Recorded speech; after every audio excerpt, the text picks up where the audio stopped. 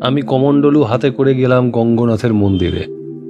ইতিমধ্যেই কোনো আশ্রমিক মন্দির ধুয়ে মুছে একটা বড় তাম্রপাত্রে অনেক বেলপাতা গুছিয়ে রেখে গেছেন, বোধহয় নিত্য পূজার জন্য। আমি তাতে হাত দিলাম না। আচমনাদি সেরে আমি শ্বেতাশ্বতর উপনিষদ থেকে একটি মন্ত্র পাঠ করে গঙ্গনাথ তথা প্রাচীন ঋষিগণ সেবিত কহেলারীনাথের মাথায় জল ঢালতে লাগলাম। ওং যদাহত মস্তৎ ন ন দিবা ন রাত্রি নরসৎ ন চাসৎ শিব এব কেবলহ তদক্ষরং সর্বীর্তু বরেণ্যং প্রজ্ঞা চ তস্মাৎ প্রসৃতা পুরাণী।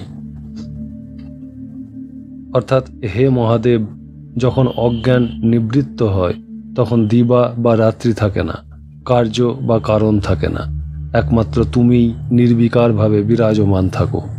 তুমিই নিত্য, তুমি সূর্যেরও বরেণ্য, তুমি হতেই অনাদিসিদ্ধ আত্মবিদ্যা নির্গত হয়েছে। ওং তমীশ্বরাণাং পরমং মহেশ্বরং তং দেবতানাং পরমং চ দৈবতম পতিং পতিনাং পরমং পরস্তাদ বিদাম দেবং ভুবনেশমিড্ডম। হে দয়াল, তুমি নিয়ন্তাদেরও পরম নিয়ন্তা, দেবতাগণের পরম দেবতা এবং প্রভুগণেরও পরম প্রভু, অবিদ্যার অতীত, নিত্যস্তবনীয়, স্বয়ং জ্যোতিস্বরূপ। হে জগদীশ্বর, তোমাকে আমরা যেন জানতে পারি। প্রণাম করে মন্দির থেকে বেরিয়ে এসে দেখি সূর্যোদয় হচ্ছে। নদী মেঘলা শান্ত গম্ভীর বিন্ধ্য পর্বতের চূড়ায় চূড়ায় সোনালি রং ছড়িয়ে পড়ছে। মহান্তজি, মতীন্দ্রজি, লক্ষণ ভারতীজি এবং রতন ভারতীজিকে সঙ্গে নিয়ে স্নানান্তে উঠে আসছেন সুউচ্চ সোপান শ্রেণী অতিক্রম করে। তিনি হাঁপিয়ে পড়েছেন। কৌশিক বস্ত্র পরিহিত সদ্য স্নাত পৃথানন্দজি দাঁড়িয়ে আছেন মন্দিরের গায়ে সোপান শ্রেণীর মুখে। তিনি মহান্তজিকে নম নারায়ণায় বলে অভিবাদন করে বললেন, শুধু আপনি কেন, আমরাও এক কমণ্ডলু জল নিয়ে উপরে উঠে আসতে হাঁপিয়ে যাই। অথচ গুরুদেব তাঁর অতি বৃদ্ধাবস্থাতেও রাম ও লক্ষ্মণ নামক দুটি তামার ঘড়ায় নিজ হাতে নর্মদার জলে পূর্ণ করে এতগুলি সোপান শ্রেণী অতিক্রম করে অবলীলাক্রমে গঙ্গনাথের মন্দিরে উঠে আসতেন। প্রত্যেকটি ঘড়ায় প্রায় 1 মণ করে জল ধরত। তাঁকে ক্লান্ত হতে বা হাঁপাতে দেখিনি।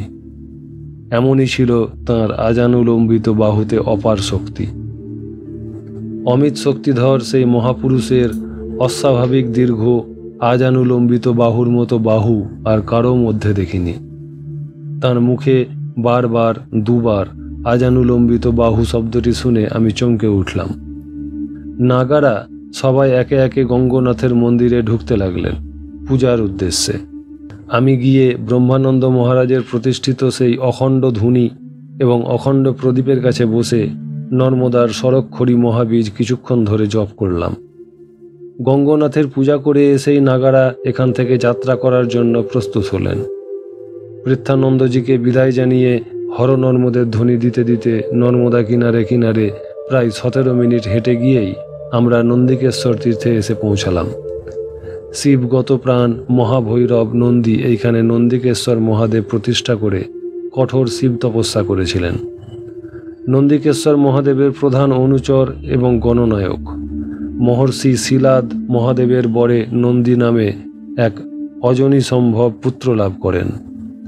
সেই পুত্রই এখানে নর্মদা তটে তপস্যা করে মর্ত শরীরকেই দিব্যদেহের পরিবর্তিত করতে পেরেছিলেন। প্রত্যেকেরই স্থূল দেহের সূক্ষ্ম দেহ বর্তমান।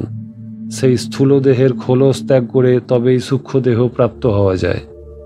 কিন্তু একমাত্র ভগবান নন্দিকেশ্বরই তপবলে স্থূল দেহের অনুরূপ অবিকল দিব্যদেহ লাভ করেছিলেন।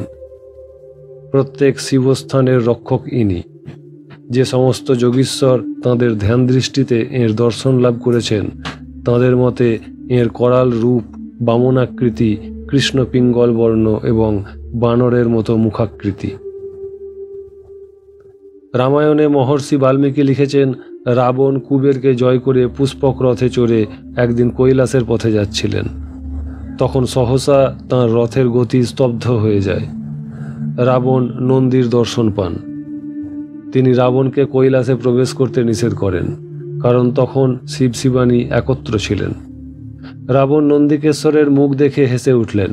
তখন নন্দিকেশ্বর ক্রুদ্ধ হয়ে অভিশাপ দিলেন, আমার মুখাকৃতি বিশিষ্ট বানরগণই তোমাকে সব অংশে ধ্বংস করবে। লক্ষণ ভারতীজি মন্তব্য করলেন, মহাভাগ্য রাবণের, তিনি নন্দিকেশ্বরের দর্শন পেয়েছিলেন। মহান্তজি তাকে বললেন, রাবণকে তুমি সাধারণ লোক বলে ভাবো নাকি? বিশ্রাবা ঋষির পুত্র, মহর্ষি পুলস্ত্যের পৌত্র রাবণ বেদবিদ মহাশৈব ছিলেন।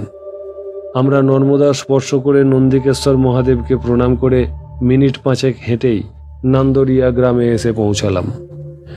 এখানে ঘাটে 2-4 জন গ্রামবাসী স্নান করছিলেন।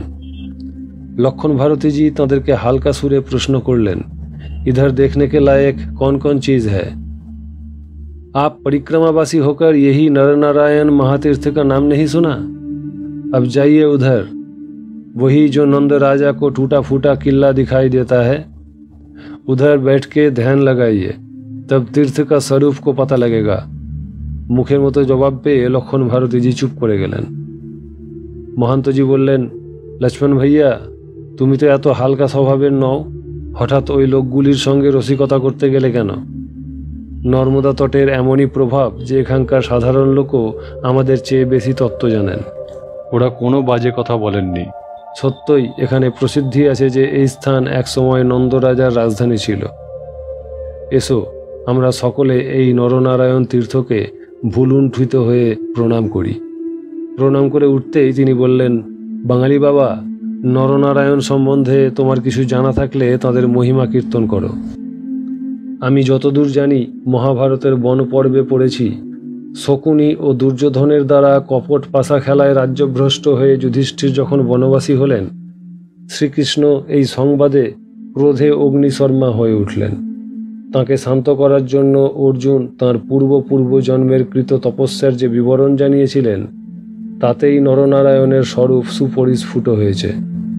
অর্জুন বলেছিলেন, 10 বর্ষ সহস্রাণি যত্র সায়ং গৃহমুনি ব্যাচরস্তং পুরা কৃষ্ণ পর্বতে গন্ধমাদনে 10 বর্ষ সহস্রাণি 10 বর্ষ শতানি চ পুষ্করেশ্ব বসহ কৃষ্ণ তমপ ভক্ষয়ন পুরা ঊর্ধ্ববাহু বিশালায়াং বদর্জাং মধুসূদন অতিষ্ঠ একপাদেন বায়ুভক্ষ শতং সমাহা অবকৃষ্টোত্তরা সঙ্গ কৃশধমনি সস্তত্ব আসিহি কৃষ্ণ সরস্বত্যাং সত্রে 12 বার্ষিকে প্রভাস সমপ্যোত্থাসদ্য তীর্থং পুণ্যজনচিতং তথা কৃষ্ণ মহাতেজা দিব্যবর্ষ সহস্রক্কম অতিষ্ঠত্বমি হৈকেন পাদেন নিয়মস্থিত লোকপ্রবৃত্তি হেতস্তমিতি ব্যাসমামব্রবীত।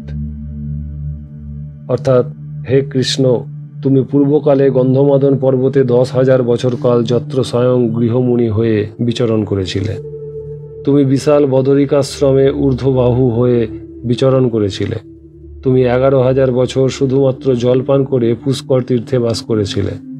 তুমি বিশাল বদরিকাশ্রমে ঊর্ধ্ববাহু হয়ে বায়ু ভক্ষণ করে এক পদে দাঁড়িয়েছিলে। তুমি সরস্বতীর তীরে উত্তরীয় বস্ত্র বিবর্জিত শিবাসংকুল শীর্ণ শরীর হয়ে 12 বার্ষিক যজ্ঞকালে অবস্থান করেছিলে এবং সাধুজন সেব্য প্রভাস তীর্থে গিয়ে নিয়ম অবলম্বন পূর্বক দেবতাদের পরিমিত সহস্র বৎসর এক পদে অবস্থিত ছিলে ইত্যাদি। শ্রীকৃষ্ণ অর্জুনের এই কথা স্বীকার করে নিয়ে অর্জুনকে জানালেন, নরস্তমসি দুর্ধর্ষ হরিনারায়ণ হম কালো লোকমিমং প্রাপ্তৌ নরনারায়ণৌ ঋষি। হে দুর্ধর্ষ, তুমি নর ঋষি এবং আমি নারায়ণ ঋষি। আমরা কালক্রমে এই লোকপ্রাপ্ত হয়েছি। हाँ, आपने ठीक से वर्णन किया। वही नरनारायण ऋषि इधर भी तपस्या किए थे। কিন্তু ওই উদ্ধৃত শ্লোকে গন্ধমাদন পর্বত, পুষ্কর, প্রভাস, সরস্বতী তট, বদরিকাশ্রম প্রভৃতি তাঁদের তপস্যাস্থলীর নাম থাকলেও রেবা তটের তো নাম নেই। এই নান্দরিয়া মহল্লারই বহু প্রাচীন যুগে নাম ছিল বদ্রিকাশ্রম। বদ্রিকাশ্রম বলতে হিমালয়স্থ বদ্রীনারায়ণ ক্ষেত্রকে যেমন বুঝায়, তেমনি রেবা তটস্থ এই বদ্রিকাশ্রমকেও বোঝায়। তোমার সংশয় অপনোদনের জন্য স্নানরত মহল্লাবাসীদেরকে জিজ্ঞাসা করো। এই বলে তিনি সেই লোকগুলিকে নিজেই ডাক দিলেন। তারা কাছে আসতেই জিজ্ঞাসা করলেন, भैया यही नांदरिया मोहल्ले का जैसे नरनारायण तीर्थ कहा जाता है वैसे ही दूसरा और कोई नाम है कि नहीं? हाँ जी, इसका दूसरा नाम है बद्रिकाश्रम। আমি আর কোনো কথা বাড়ালাম না। সেখানে মা নর্মদাকে প্রণাম করে তাদের সঙ্গে হাঁটতে লাগলাম। लखन भारती जी কথায় কথায় জানালেন, और 2 मील जाने से मालथा मोहल्ले में कोटेश्वर तीर्थ में पहुंच जाऊंगा। বেলা তখন 8:45 বেজেছে। মহান্তজি বললেন, নরনারায়ণ প্রসঙ্গে আমি আরও কিছু বলছি শুনো। পথ চলতে চলতে তীর্থ মহিমা বর্ণনা করলে জপেরই সমান হয়। আমার এই পৌরাণিক গল্প বাঙালি বাবার ভালো লাগবে না জানি, তবুও শোনাচ্ছি।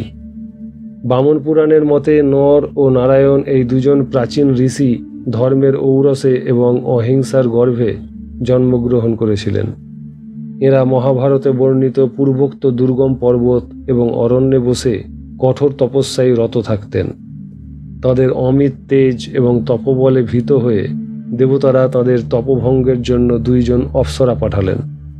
অপ্সরারা নানাভাবে প্রলুব্ধ করেও তাদেরকে বিন্দুমাত্র টলাতে পারলেন না, বরং নারায়ণ ঋষি একটি করে ফুল দিয়ে উরুর উপর স্থাপন করা মাত্র একটি অপ্সরার আবির্ভাব ঘটল। ঋষির উরু হতে উৎপন্ন হলো বলে তার নাম হলো উর্বশী। উর্বশীর অপরূপ সৌন্দর্য দেখে ইন্দ্র প্রেরিত অপ্সরারা দুঃখে লজ্জায় মাথা হেঁট করল। শুধু তাই নয়, ঋষি নারায়ণ তদ্দণ্ডেই আরও কয়েক শত সুন্দরী অপ্সরা সৃষ্টি করে স্বর্গবেশ্যাদের পরিচর্যায় নিয়োগ করলেন। তিনি দেবতা প্রেরিত অপ্সরাদেরকে উর্বশী সহ সেইমাত্র সৃষ্ট অন্য অপ্সরাদেরকে নিয়ে ফিরে যেতে বললেন। নির্মমভাবে প্রত্যাখ্যাত হয়ে অপ্সরারা ফিরে গেলেন স্বর্গে। ইন্দ্রাদি দেবগণের গর্বখর্ব হল। নরনারায়ণ ঋষি দেবতাদেরকে প্রকারান্তরে বুঝিয়ে দিলেন যে দেবশক্তির চেয়ে তপবলের মহিমা অনেক বেশি। এই নর ও নারায়ণই দাপরের শেষ ভাগে অর্জুন ও কৃষ্ণ রূপে জন্মগ্রহণ করেন। বেলা 10টার কিছু পরেই আমরা কোটেশ্বর তীর্থে পৌঁছে গেলাম। সেখানে প্রণাম করে আবার পশ্চিম মুখে হাঁটতে লাগলাম নর্মদার ধারে ধারে। খুব উৎসাহের সঙ্গে হাঁটতে দেখে আমি লক্ষণ ভারতীজিকে জিজ্ঞাসা করলাম, এত দ্রুত আমাদেরকে হাঁটাচ্ছেন কেন? लखन भारती जी बोलें, आप नहीं जानते हैं और 1 मील जाने से हम लोग व्यास क्षेत्र में पहुंच जाएगा। नर्मदा तट में इसको व्यास जी का बेट कहा जाता है। देखने से आप लोगों को पता मिलेगा ये कैसी मनोरम अत्यद्भुत स्थान है। 1 মাইল কতটুকুই বা সময় লাগে। দূর থেকেই দেখতে পেলাম নর্মদার মধ্যস্থলে একটি দ্বীপের মতো স্থান দেখা যাচ্ছে। সেই দ্বীপের 2 দিকে নর্মদার ধারা দুভাগে বয়ে চলেছেন। সিঙা ডমরু বাজিয়ে হর নর্মদে ধ্বনি দিতে দিতে আমরা এগিয়ে চলেছি। নর্মদার জলধারা যেন উপর থেকে নিচে আসছেন। স্রোত প্রচণ্ড। বেলা 10:40 সময় আমরা ব্যাসক্ষেত্রে এসে পৌঁছালাম। মহান্তজি নর্মদা স্পর্শ করে বলতে লাগলেন, ভগবান বেদব্যাস তাঁর পিতা পরাশর মুনির পরামর্শে ওপারে নর্মদার দক্ষিণ তটে থেকে ঘোর তপস্যা করে মহাদেবের দর্শন পান। তাঁর তপস্যায় সিদ্ধি লাভের পর একদিন অত্রি, যাজ্ঞবল্ক, ভৃগু, অঙ্গিরা, অঙ্গিরস প্রভৃতি মহর্ষিরা তাঁর সঙ্গে মিলিত হতে আসেন। বেদব্যাস মহর্ষিদেরকে পাদ্যার্ঘ্য নিবেদন করে তাদেরকে তাঁর আশ্রমে মা নর্মদার প্রসাদ গ্রহণ করার জন্য অনুরোধ করে বসলেন, কিন্তু তাঁরা কেউ প্রসাদ গ্রহণে সম্মত হলেন না। তাঁরা জানালেন, নর্মদার দক্ষিণ তট রাক্ষসী ভূমি, উত্তর তট উত্তরাখণ্ডের মতো পবিত্র। রাক্ষসী ভূমিতে তাঁরা সন্ধ্যা বন্দন আদি করতে পারেন না, সেই জন্য কিছু খাদ্য গ্রহণেও অপারগ। কেবল মা নর্মদার প্রসাদ বলে মাথায় ঠেকাবেন মাত্র। এই কথা শুনে ক্ষোভে দুঃখে ব্যাসদেব কাতর হয়ে মা নর্মদাকে আকুলভাবে ডাকতে থাকেন। মা নর্মদা দর্শন দিলে ব্যাস তাঁর আশ্রম যাতে উত্তর তটে হয় সেই জন্য নিবেদন করেন। প্রথমত মা নর্মদা ব্যাসের প্রার্থনা পূরণ করলেন না। হতাশ হয়ে তিনি প্রাণ বিসর্জনে উদ্যত হলে শেষ পর্যন্ত দয়াময়ী মা ঋষির প্রার্থনা মতো তাঁর আশ্রমটিকে মধ্যস্থলে রেখে দুই ধারায় বিভক্ত হয়ে গেলেন। এই অত্যাশ্চর্য ঘটনার ফলে এই নর্মদা মধ্যস্থ দ্বীপকে ব্যাসের বেট বলা হয়। হিন্দি ভাষায় বটগাছ সমন্বিত ক্ষুদ্র দ্বীপের মতো জলবেষ্টিত ভূভাগকে বেট বলা হয়। আশ্চর্যজনকভাবে নর্মদার গতিপথ বদলের ফলে ব্যাসক্ষেত্র উত্তর তটে অবস্থিত হয়ে গেলে সমাগত ঋষিরা পরিতৃপ্ত অন্তরে ব্যাস প্রদত্ত প্রসাদ গ্রহণপূর্বক স্ব স্ব সাধন ক্ষেত্রে ফিরে যান। মহান্তজি বলে চললেন, ভালো করে তাকিয়ে দেখো এই অপূর্ব তপবনটিকে। অশ্বত্থ, বট, আমলকি, পাকুড়, বিল্ল, যজ্ঞডুমুর, শমী প্রভৃতি বৃক্ষে এই স্থান কেমন শোভা ধারণ করেছে। যুগ যুগ ধরে লক্ষ লক্ষ তপস্বী সাধনা করে এখানে সিদ্ধি লাভ করেছেন। ব্যাসের বেটের পূর্ব ধারায় জল বেশি আছে, কিন্তু পশ্চিম ধারার দিকে লক্ষ্য করে দেখো, এখানে জল অপেক্ষাকৃতভাবে অনেক কম। বর্ষাকাল ভিন্ন সকল সময়েই এখানে পদব্রজে আসা যায়। এখন শীতকাল আরম্ভ হয়েছে বলেই আমরা এখানে পদব্রজে আসতে পারলাম। বর্ষাকাল হলে নৌকায় আসতে হতো। যদিও এই স্থান বেটের মধ্যে, তবুও উত্তর তট হিসেবে পরিগণিত হয় বলে প্রত্যেক পরিক্রমাবাসীকে এখানে এসে ব্যাসেশ্বর মহাদেবকে দর্শন করতে হয়।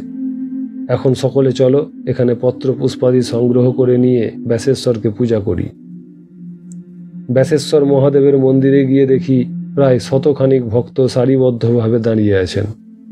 এই স্থান গুজরাটের মধ্যে একটি প্রধান তীর্থ বলে বহু যাত্রীর এখানে সমাগম ঘটে।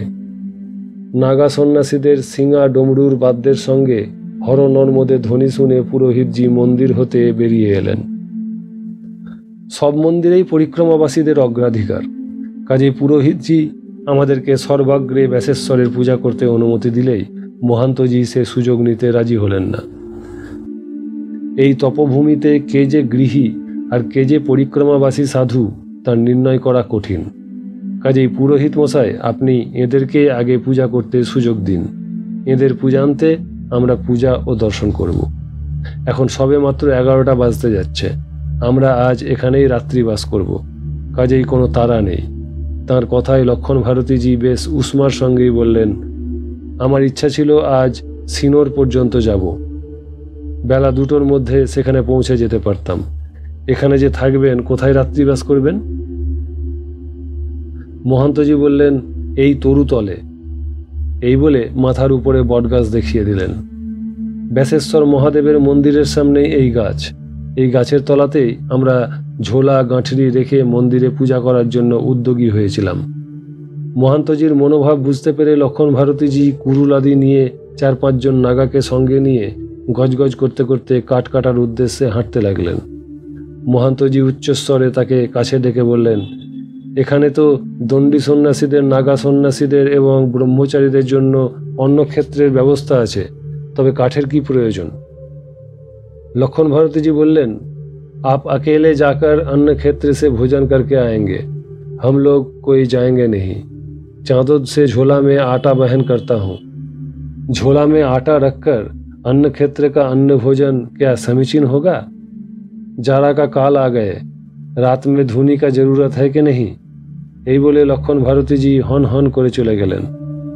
মহান্তজি চুপ করে বসে মিটমিট হাসতে লাগলেন।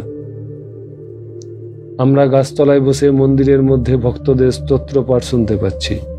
প্রায় আধ ঘন্টা পরেই লক্ষণ ভারতীজি ফিরে এলেন। তাঁর হাতে কতকগুলি শ্বেত সুপর্ণা শাক, 1 ভাঁড় ঘি আর নাগাদের মাথায় 4 বোঝা কাঠের বান্ডিল। কিছুক্ষণ পরেই মন্দির থেকে পুরোহিত মশাই আমাদেরকে ডাক দিলেন পূজা করার জন্য। আমরা নর্মদা স্পর্শ করে মন্দিরের মধ্যে 10 জন প্রবেশ করলাম। মন্দিরের মধ্যে ঘিয়ের বাতি জ্বলছে। অদ্ভুত সুন্দর অর্ধনারীশ্বর শিবলিঙ্গ, অর্ধাংশ সাদা এবং অর্ধাংশ পিঙ্গল বর্ণ। পুরোহিত মশাই বললেন, যে স্তব পাঠ করে ব্যাসদেব এখানে নর্মদার গতিপথ বদলে দিয়েছিলেন, সর্বাগ্রে সেই মন্ত্র পাঠ করায় এখানকার বিধি। আপনারা আচমন করে পুষ্পপাত্র হতে 3টি করে বিল্লপত্র হাতে নেন। আমি ব্যাসকৃত সেই মন্ত্র আপনাদেরকে পাঠ করাচ্ছি। জয় ত্রিতাপ বিমর্দিনী সুলকরে, জয় লোক সমস্তক পাপহরে, জয় সন্মুখ সায়ক ঈশনুতে, জয় সাগরাগমিনী শম্ভনুতে, জয় দেবী সমস্ত শরীর ধরে, জয় না কবিদর্শিনী দুঃখ হরে, জয় ব্যাধি বিনাশিনী মোক্ষ করে, জয় বাঞ্ছিত দায়িনী সিদ্ধ বরে। বাক্পতির নৈব ত বক্তং স্বরূপং বেদ নর্মদে, কথং গুণানহং দেবী তদিয়ান জ্ঞাতুমুৎসহে। মা নর্মদা, তুমি ত্রিতাপ নাশিনী, তুমি অখিল লোকের পাপ হরণ করে থাকো। তুমি সরাননের সায়ক শক্তি, স্বয়ং শম্ভুও তোমাকে মান্য করে থাকেন। তুমি সাগরগামিনী, দেহিগণের দেহধারণ তোমার দয়াতেই সম্ভব হয়। তোমার প্রসাদেই সকলে স্বর্গপথ দর্শন করে। তুমি দুঃখহন্ত্রী, মোক্ষদাত্রী, ব্যাধি নাশিনী এবং সর্বাভীষ্ট ফলপ্রদা। হে সিদ্ধেশ্বরী, তোমার জয় হোক, জয় হোক। তোমার স্বরূপ বর্ণনে বাক্পতিরও বাক্যস্ফূর্তি হয় না, অতএব আমরা কি সাহসে তোমার জ্ঞানানুবাদে সমুৎসুক হব। মন্ত্রপাঠ করে আমরা স্ব ইষ্ট মন্ত্রে ব্যাসেশ্বরের পুষ্পাঞ্জলি সমর্পণ করলাম। প্রণাম করে বেরিয়ে এলাম মন্দির থেকে। আরও 10 জন নাগা ঢুকলেন। পূজা ও প্রণাম করে এসেই লক্ষণ ভারতীজি আগুন জেলে লিট্টি তৈরি করতে তৎপর হয়ে উঠলেন। সকল নাগাদের পূজা যখন সমাপ্ত হলো, তাঁরা গাছতলায় ফিরে এলে লক্ষণ ভারতীজি মহান্তজিকে বললেন, রান্না হতে অনেক দেরি আছে, আপনি এদেরকে অল্প কিছু দূরে কৈলাস দেখিয়ে আনুন। যে 5 জনকে সঙ্গে নিয়ে তিনি রান্নার আয়োজন করছিলেন, তাঁদেরকে দেখিয়ে লক্ষণ ভারতীজি বললেন, আমরা 3 বার পরিক্রমাকালে ব্যাসক্ষেত্র দর্শন করেছি, কাজেই নতুন করে আর কৈলাস দেখার প্রয়োজন নাই। মহান্তজি আমাদেরকে নিয়ে চললেন কৈলাসে। এই বেটের মধ্যেই এটি একটি জঙ্গলের ঘন ঝোপে এবং বড় বড় গাছে সমাকীর্ণ। তপবন সুলভ গাম্ভীর্যের সঙ্গে এমন এখানে সাত্ত্বিক পরিবেশ যে মন এখানে সতই শান্ত এবং স্থির হয়ে আসে। স্থানটির নামও কৈলাস, যথার্থ কৈলাস বলেই মনে হয়। এখানে একটি বড় গুহা আছে। সেই গুহার মধ্যে বিচিত্র বর্ণ ও বিচিত্র আকারের শিবলিঙ্গ স্থাপিত আছে।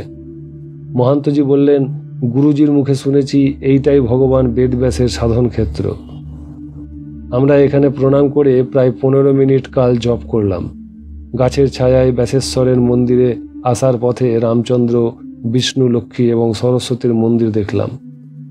স্থানে স্থানে ঝোপড়া করে অনেক দণ্ডিস্বামী এবং নাগা সাধুকে বাস করতে দেখলাম। বেলা 2টা নাগাদ আমাদের নিবাসস্থল সেই বটগাছের তলায় এসে পৌঁছালাম। লক্ষণ ভারতীজি আমাদের জন্য লিট্টি প্রস্তুত করে ফেলেছেন। মা নর্মদার উদ্দেশ্যে নিবেদন করে আমরা প্রসাদ পেলাম। গাছতলায় যে যার আসন পেতে বিশ্রাম করতে লাগলাম। মহান্তজি বিশ্রাম ভালাপ করতে করতে বলতে লাগলেন, এই ছোট্ট দ্বীপটি দেখলে মনে হয় প্রবল বর্ষা বা প্রবল বন্যা হলে এই স্থল ডুবে যেতে পারে, কিন্তু নর্মদাতে বড় বড় বার কম হয়নি। কিন্তু আজ পর্যন্ত কখনোই এই ব্যাসের বেট প্লাবিত হয়েছে বলে শুনিনি। নর্মদা তটে আমার 50 বৎসর কেটে গেল। এখানে সর্বত্র, এমনকি বায়ুর স্তরেও চিৎকণার প্রবাহ অহরহ প্রবাহিত হচ্ছে। মহামুনি মার্কণ্ডেয় রেবাখণ্ডের 97তম অধ্যায়ে বলেছেন, ঋচা ঋগ্বেদজং পুণ্যং সামনা সাম ফলং লভেত, যজুর্বেদস্য যজুষা গায়ত্রা সর্বমাপ্লুয়াত। অর্থাৎ এই তীর্থে ঋক মন্ত্রে সমস্ত ঋগ্বেদ ফল, সাম মন্ত্রে সমুদয় সামবেদ ফল, যজুর্বেদ মন্ত্র জপে মানুষের অখিল যজুর্বেদ ফল লাভ, আর একমাত্র গায়ত্রী জপে ঋগ্বেদ আদি সমগ্র বেদের ফল লাভ হয়ে থাকে। কাজে আমি তোমাদের সকলকেই বলছি, তোমাদের যে কোনো বেদের যে কোনো মন্ত্র জানা থাকলে তা আজ আচ্ছা করে মনন করো। মনন করো সর্বপ্রযত্নে, একাগ্র নিষ্ঠায়।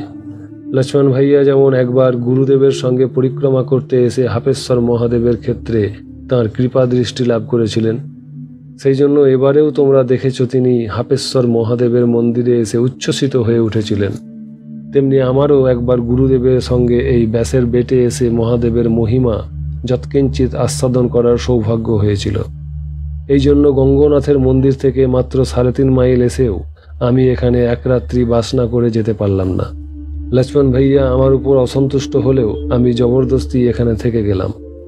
কিছুক্ষণ চুপ করে থেকে আমাকে জিজ্ঞাসা করলেন, বাঙালি বাবা, তুমি ভগবান বেদব্যাস দৃষ্ট কোনো বেদমন্ত্র জানো কি? আমি বললাম, বেদব্যাস দৃষ্ট কোনো মন্ত্র আমার জানা নেই। তিনি বেদের বিভাগ করে বেদব্যাস নামে অভিহিত হয়েছিলেন এইটুকু মাত্র জানি। তবে তাঁর পিতা পরাশর, পিতামহ শক্তি এবং প্রপিতামহ বশিষ্ঠদেব সকলেই বেদমন্ত্রের দ্রষ্টা ঋষি ছিলেন। উনি বললেন, ব্যাসের ক্ষেত্রে ব্যাসদৃষ্ট কোনো বেদমন্ত্র জপ করতে পারলে ভালো হতো। তা যখন আমাদের জানা নাই, তখন ব্যাসের পিতা ঋষি পরাশরের দৃষ্ট একটি মন্ত্র গুরুদেব এইখানে আমাকে শিখিয়েছিলেন। সেইটি উচ্চারণ করছি, শুনো। ঋগ্বেদের প্রথম মণ্ডলের 69 সূক্তের প্রথম মন্ত্রটিতে ঋষি পরাশর বলছেন, তোমরাও আমার সঙ্গে কণ্ঠ মিলিয়ে বলো। ওং শুক্র সুশুক্কা উষো ন জারহ পপ্রা সমিচি দিব না জ্যোতিহি পরিপ্রাজত কর্তা বভূত ভুব দেবানাং পিতা পুত্র হসন। অশ্ব মন্ত্রার্থ, হে অগ্নি, শুভ্র জ্যোতির্মণ্ডিত তনু তোমার। উষা প্রেমিক সূর্যের মতো দেবা পৃথিবীকে তোমার জ্যোতির্ছটায় ভরে রেখেছ। পূর্ণত্ব দান করেছ তোমারই সুদীপ্ত জ্ঞানের শোভায় জগৎ পরিব্যাপ্ত। তুমি দেবতাদের পুত্রতুল্য হলেও তাঁরা তোমাকে পিতার মর্যাদায় বরণ করে নিয়েছেন। বারবার এই মন্ত্রোচ্চারণ করতে সন্ধ্যা হয়ে এলো। এই বেটের বাইরে তখনও সূর্যকিরণের আভা থাকলেও এই তপবন সদৃশ স্থানে বটবৃক্ষের তলায় অন্ধকার নেমে এসেছে। আজ নর্মদার দুই দিকের ধারা হতেই ঠান্ডা বাতাস বয়ে আসছে। শীতের কাঁপন লাগছে গায়ে। লক্ষণ ভারতীজি ধুনি জ্বালাবার কাঠ সাজিয়ে ফেললেন। আমরা মন্দিরের পিছনে গিয়ে নর্মদা স্পর্শ করে এলাম। মন্দিরে আরতি হবে। দলে দলে দণ্ডিস্বামী, নাগা এবং স্থানীয় কয়েকজন ব্রাহ্মণ পণ্ডিত ব্যাসেশ্বর মহাদেবের মন্দিরে এসে সমবেত হলেন। খুব ঘটা করে নানাবিধ বাদ্যভাণ্ড সহকারে পুরোহিত মশাই আরতি করলেন। এখানকার তপস্যারত কয়েকজন নাগার দমকে দমকে শঙ্খধ্বনি এখানকার ভাবগম্ভীর পরিবেশে এক নূতন তান ও ছন্দ এনে দিল। কয়েকটি পঞ্চমুখী শঙ্খ ছাড়াও এমন কয়েকটি বড় বড় মতি শঙ্খ দেখলাম, যা এর আগে কোথাও দেখিনি। আরতি শেষ হতেই আমরা বটগাছের তলায় যে যার আসনে বসলাম। ধুনিতে আগুন দেওয়া হলো। আমাদের সকলের কেন্দ্রস্থলে ধুনি জ্বলছে। সকলের গায়ে ধুনির তাপ লাগছে। সবাই জপে বসেছেন। রাত্রি বোধহয় 10টার সময় আমরা জপ শেষ করে হর নর্মদে ধ্বনি দিয়ে শুয়ে পড়লাম। আমি শোবার পূর্বে লক্ষণ ভারতীজিকে চুপি চুপি জিজ্ঞাসা করলাম, মন্দিরে যে এত লোক দেখলাম, এরা কি সকলেই এখানকার স্থায়ী বাসিন্দা? लखन भारती जी बोल रहे अलबत ये बेट सिद्ध तपक्षेत्र है।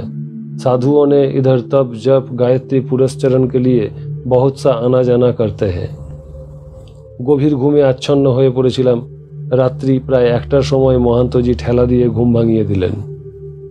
জেগে উঠতেই মহান্তজি মন্দিরের দিকে আঙুল বাড়াতেই শুনতে পেলাম মন্দিরের মধ্যে হতে দীর্ঘ ঘণ্টা নিনাদবৎ অবিচ্ছেদে প্রণব ধ্বনি উঠছে।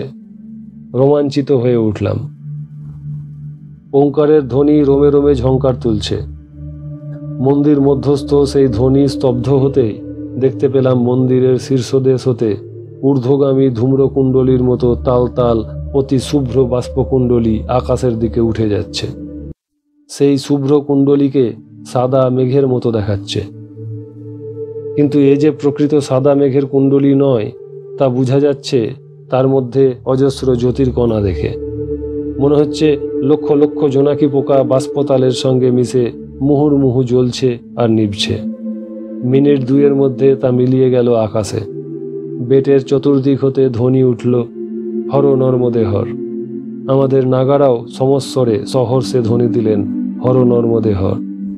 কৈলাস দর্শন করতে গিয়ে আজ দুপুরেই যেখানে দণ্ডী সন্ন্যাসীদের ঝোপড়া দেখে এসেছিলাম সেই দিক থেকে স্তোত্র পাঠের শব্দ ভেসে আসছে। একো রুদ্র ন দ্বিতীয় যতস্তদ ব্রহ্মৈ বৈকং নেহ নানস্তি কিঞ্চিত যদ্যপব্য কোহপি বা কুত্রচিদ বা ব্যাচষ্টাং তদজস্ব শক্তির মদগ্রে। এই মন্ত্র বেদব্যাসেরই স্বরচিত। তিনি শিব সত্যে প্রতিষ্ঠিত হয়ে ত্রিলোকবাসী মুনি এবং দেবতাবৃন্দকে প্রশ্ন করেছিলেন, এই জগতে একমাত্র রুদ্র ভিন্ন দ্বিতীয় আর কেউ নাই। রুদ্রই একমাত্র পরম ব্রহ্ম, তিনি ভিন্ন আর কিছুই নাই। যদি কেউ থাকেন তিনি কে এবং কোথায়, আর তিনি কারই বা শক্তি, তা আমার সম্মুখে বলুন। দণ্ডিস্বামীদের এই মন্ত্রপাঠ শেষ হতেই পরপর 3 বার মতিশঙ্খ বেজে উঠল। মন্দিরের আরতির সময় নাগাদেরকে মতিশঙ্খ বাজাতে দেখেছিলাম। তাঁরা যেদিকটায় বাস করেন সেদিক থেকে একই ছন্দে স্তোত্র মন্ত্র ভেসে এলো। জহ ক্ষীরাব্ধের মন্দর ঘাত জাত, জালামালি কালকুট হতি ভীমহ, তং সোঢুং বা কোহ পরভুন মোহে সাদ, যৎকিলাভিহি কৃষ্ণ তামাপ বিষ্ণুহ। অর্থাৎ ক্ষীর সমুদ্র হতে মন্দরাঘাতে যে ভয়ঙ্কর জ্বালাময় কালকুট বিষ উৎপন্ন হয়েছিল, যে বিষের তেজে স্বয়ং বিষ্ণুও কৃষ্ণবর্ণ হয়েছিলেন, মহেশ্বর ভিন্ন সেই বিষকে আর কেই বা সহ্য করতে সমর্থ হয়েছেন। ভাবার্থ এই যে একমাত্র মহেশ্বরই একমাত্র অদ্বিতীয় তত্ত্ব, তার চেয়ে শ্রেষ্ঠ আর কেউ নাই। সমগ্র ব্যাসক্ষেত্রের বাতাবরণ বদলে গেছে। তপস্বীদের কণ্ঠ নীরব হলেও তাঁদের মন্ত্রধ্বনি যেন গুঞ্জরিত হয়ে বেড়াচ্ছে পত্রের মর্মরে মর্মরে। লক্ষণ ভারতীজি ধুনির আগুন একটু উস্কিয়ে দিলেন। গাছের পাতা হতে টপ টপ করে শিশির ঝরে পড়ছে। সকাল 5টা বেজে গেলেও ঘন কুয়াশার জালে ঢাকা এই দ্বীপে বসে মনে হচ্ছে এখনও রাত্রি আছে। বন্য কুক্কুট এবং কোকিলের ডাকে মুখরিত হয়ে উঠেছে এই তপবন। মাথায় কম্বল ঢেকে সকলে বসে বসে জপ করছি। মন্দিরে যে অত্যদ্ভুত দৃশ্য কিছুক্ষণ আগে সবাই সজ্ঞানে প্রত্যক্ষ করলাম, তার কার্যকারণ রহস্য কিছুই উপলব্ধিতে ফুটল না। মতীন্দ্রজি জানালেন তাঁর ঘড়িতে 6:30 বেজেছে। এখনও সূর্যোদয়ের কোনো লক্ষণ দেখা যাচ্ছে না। মহান্তজি উঠে পড়ে সকলকে ঝোলা গাঁঠরি গুছিয়ে নিতে বললেন। ধুনির আগুন নিভিয়ে দেওয়া হলো। ব্যাসেশ্বরকে প্রণাম করে হরনর্মদের ধ্বনি দিতে দিতে বেড থেকে বেরিয়ে এসে আবার তটরেখা ধরে পশ্চিম মুখে যাত্রা করলাম। মহান্তজি তাঁর লক্ষ্মণ ভাইয়াকে লক্ষ্য করে বললেন, কাল তুমি 3 বার ব্যাসের বেড দেখে গেছো, তাই এখানে রাত্রিবাসেও যেমন তোমার অনিচ্ছা ছিল, তেমনি এখানকার কৈলাস কাননে যেতেও দরকার বোধ করনি। এখন তো বুঝলে নর্মদা তীর্থে কোনো স্থান 1 বার 2 বার 3 বার দেখলেও তা ফুরিয়ে যায় না।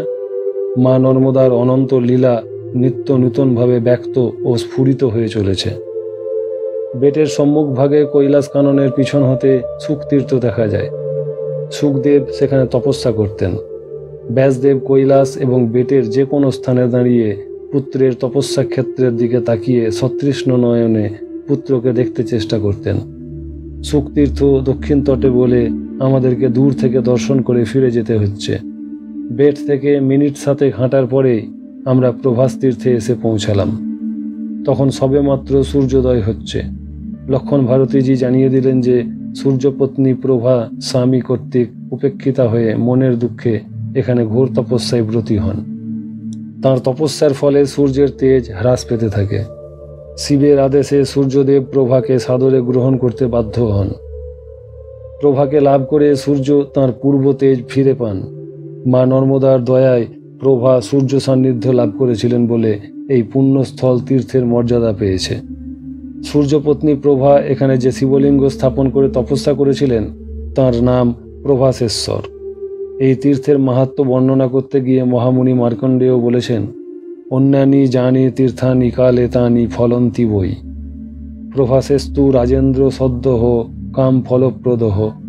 অর্থাৎ অন্যান্য যে সকল তীর্থ আছে তা কালে ফলদ হয়, কিন্তু প্রভাসেশ্বর সদ্য কাম্য ফল প্রদান করে থাকেন। এখানে নর্মদা স্পর্শ করে প্রভাসেশ্বরকে প্রণাম করে প্রায় 10 মিনিট হাঁটার পরেই শঙ্কর্ষণ তীর্থে এসে পৌঁছালাম। লক্ষণ ভারতীজি জানালেন যে এই স্থান চন্দ্রবংশীয় রাজা যজাতির পুত্র যদুর যজ্ঞস্থল। যজাতি শুক্রাচার্যের অভিশাপে অকালে জরাগ্রস্ত হলে তিনি তাঁর প্রথমা পত্নী দেবযানীর গর্ভজাত পুত্র যদুকে এই জরা গ্রহণ করতে অনুরোধ করেন। যদু তা প্রত্যাখ্যান করায় যজাতির পত্নী শর্মিষ্ঠার পুত্র পুরু পিতার জরা গ্রহণ করেন। জ্যেষ্ঠ পুত্র যদু কর্তৃক প্রত্যাখ্যাত হওয়ায় রাজা যজাতি পুত্রকে অভিসম্পাত করেন। যদু পিতৃশাপ হতে পরিত্রাণ লাভের জন্য এখানে নর্মদা তটে এসে অগ্নিষ্টম, অতিরাত্র উক্ত এবং বাজপেয় যজ্ঞের অনুষ্ঠান করেন এবং ব্রাহ্মণদেরকে প্রচুর দক্ষিণা দ্বারা সন্তুষ্ট করেন। যজ্ঞফল এবং ব্রাহ্মণদের আশীর্বাদে অবশেষে যদু পিতৃ অভিশাপ থেকে মুক্ত হন। যজ্ঞস্থলের যজ্ঞবট এখনও জীবিত আছে। আমরা সেই যজ্ঞ বট দেখতে গেলাম।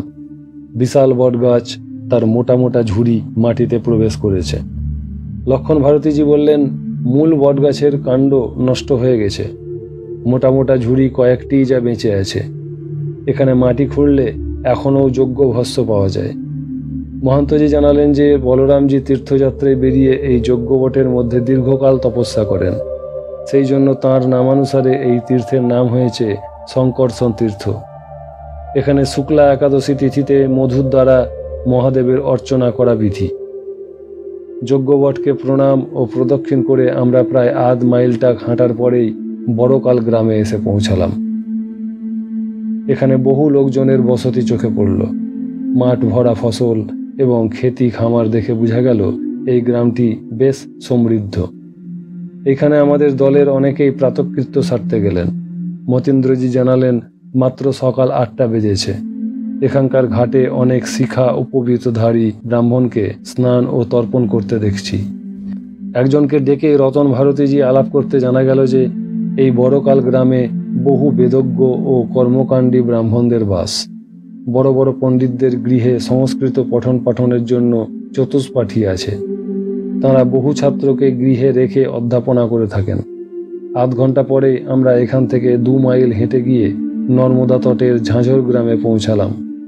এটি একটি সমৃদ্ধ গ্রাম। গ্রামে ঢুকে প্রথমেই একটি সুন্দর বাঁধানো ঘাট পেলাম। ঘাটের উপরেই অশ্বত্থ, আমলকি এবং বিল্ল বৃক্ষের সমারোহ চোখে পড়ল। একটি অশ্বত্থ বৃক্ষে একটি রেশমি কাপড়ের ধ্বজা টাঙানো আছে। সেই অশ্বত্থ বৃক্ষে অনেক ডুরি বাঁধা আছে। মহান্তজি বললেন, এই তীর্থের নাম জনকেশ্বর তীর্থ। মহারাজ জনক এখানে তপস্যা করে বহু দান, ধ্যান ও যজ্ঞানুষ্ঠান করেছিলেন। আমি প্রশ্ন করলাম, এখানে কোন জনক তপস্যা করতে এসেছিলেন? মিথিলার সকল রাজাই তো জনক উপাধিধারী। বিষ্ণু পুরাণের মতে এই বংশে 56 জন রাজা রাজত্ব করে গেছেন। প্রত্যেকেরই উপাধি ছিল জনক। বাল্মীকির রামায়ণে অবশ্য 2 জন জনকের নাম পাওয়া যায়। একজন মিথির পুত্র, যিনি উদাবসুর পিতা। অন্যজন হ্রস্বরোমার পুত্র, সীতার পিতা, যার প্রকৃত নাম শিরোধ্বজ। মা জানকীর পিতা শিরোধ্বজ কি এখানে তপস্যা করতে এসেছিলেন? উনি বললেন, না, যিনি মহারাজ মিথির পুত্র, মিথিলার সিংহাসনে প্রথম জনক, তিনিই এসেছিলেন নর্মদা তটে তপস্যা করতে। তাঁরই একটু বিশদ পরিচয় আমার কাছে শুনে নাও। জনক বংশের আদিপুরুষ ছিলেন নিমি, যিনি নিজের দেহের মাংস দিয়ে সোনের হাত থেকে আশ্রয় প্রার্থী আর্ত কপোতকে রক্ষা করেছিলেন। সেই অসাধারণ দাতা নিমি একবার বশিষ্ঠকে ত্যাগ করে যজ্ঞ আরম্ভ করেছিলেন। এতে বশিষ্ঠ ক্রুদ্ধ হয়ে তাকে শাপ দেন। তখন উপস্থিত অন্যান্য ঋষিরা নিমির দেহ পূজা করে মন্থন করতে আরম্ভ করেন। সেই মথিত দেহ হতে এক পুত্র জন্মায়। সেই পুত্রের নাম হয় মিথি। বিচেতন দেহ থেকে উৎপন্ন বলে তাঁর আরেক নাম হয় বৈদেহ। মিথি রাজার নাম হতেই রাজ্যের নাম হয় মিথিলা। এই মিথির পুত্র প্রথম জনক এই জনকেশ্বর তীর্থের প্রতিষ্ঠাতা। এর আগের গ্রাম বড়কাল ব্রাহ্মণ পণ্ডিত দ্বারা অধ্যুষিত হলেও সেখানে পরিক্রমাবাসীদেরকে স্বাগত জানাতে কেউ আসেনি। কিন্তু এই ঝাঁঝর গ্রামে দেখলাম নাগাদের সিঙ্গা ডমরুর শব্দ শুনে অনেক নরনারী শাঁখ বাজাতে বাজাতে পুষ্প অর্ঘ্য হাতে নিয়ে হর নর্মদে ধ্বনি দিতে দিতে এসেছেন। আমরা জনকেশ্বর ঘাট হতেই এই গ্রামেরই শেষ প্রান্তে এক হ্রদের মধ্যে প্রতিষ্ঠিত শিব মন্দিরের নিকটে উপস্থিত হলাম। বহু প্রাচীন পাথরের মন্দির, চারদিকে জল। মহান্তজি বললেন, এই হলো মন্মথেশ্বর মন্দির। মহাদেবের কোপ দৃষ্টিতে মন্মথ অর্থাৎ মদন ভস্মীভূত হওয়ার পর মন্মথ ছায়াদেহ অবলম্বন করে এখানে এসে তপস্যা করেন। তাঁরই প্রতিষ্ঠিত এই শিবলিঙ্গ।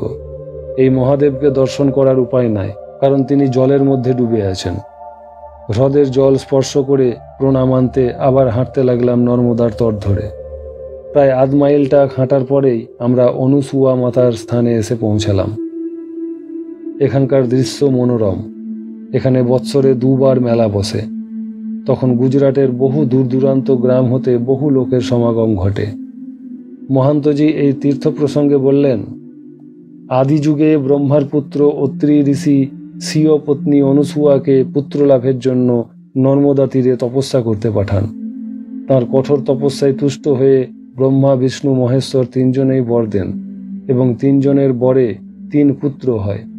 ব্রহ্মার অংশে সোম, বিষ্ণুর অংশে দত্তাত্রেয় এবং শিবের অংশে দুর্বাসা মুনি উৎপন্ন হন। এখানে পূজা ও তপস্যা করলে স্ত্রীলোকের পুত্র প্রাপ্তি ঘটে। অনুসুয়া মাতার স্থানে যাত্রীদের খুব ভিড় দেখলাম। বহু লোক নানা কামনা নিয়ে মাকে পূজা দিতে এসেছেন। এখানে ভক্তদের যে প্রণামী পড়ে সেই আয় থেকেই বরোদার মহারাজা একটি বড় কুষ্ঠাশ্রম করে দিয়েছেন। শুনলাম এখানে কুষ্ঠরোগীদের সুচিকিৎসার সুন্দর ব্যবস্থা আছে। একটা বড় বটগাছ আছে, তার তলায় বসে কিছু লোককে গায়ে মাটি মাখতে দেখলাম। মহান্তজি জানালেন যে তারা সবাই কুষ্ঠরোগী। অনুসুয়া মাতার আশীর্বাদে অঙ্গে এই মাটি লেপন করলে কুষ্ঠরোগ হতে মুক্তি হয়। অনুসুয়া মাতার স্থান বড়ই জাগ্রত। এখানে ধ্যান জপ করলে শীঘ্রই মায়ের কৃপা অনুভব করা যায়।